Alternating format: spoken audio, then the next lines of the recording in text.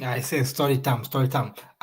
Madam Aurelia, una insight gani za kutupatia kuhusiana na hii ripoti ya Vodacom? Nimeona kuna, kabla sijaongea, nimeona kuna mtu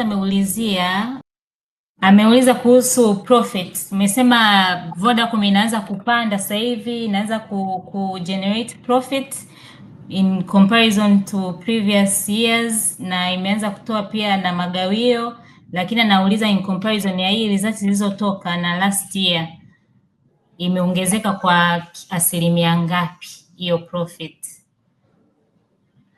Yes, asilimia kutokana na ripoti zao hapa ambazo ninazisoma, mwaka jana ilikuwa bilioni, net profit after tax mwaka jana ilikuwa bilioni 53, mwaka huu imekuwa bilioni 90.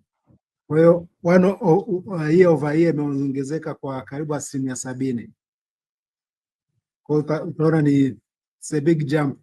Kwa kweli performance kama nilivyoonyesha kwenye zile net profit margin na operating margin, profitability figures au profitability data zote zimeimprove kwa asilimia kubwa.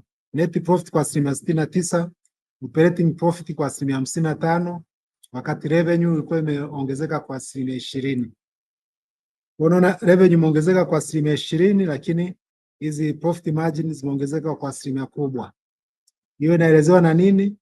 Ni efficiency, kuongezeka efficiency au cost control kwenye performance yao. Na hili ndio lilikuwa tatizo kubwa sana la Vodacom miaka ya nyuma, kwamba gharama zao ni kubwa mno. Kwa kama wakiweza kumaintain cost control, kuna possibility at least ikawa kinabaki kiwango kikubwa ambacho watawekeza kwenye capex, lakini inawapa wigo mpana wa kulipa dividend.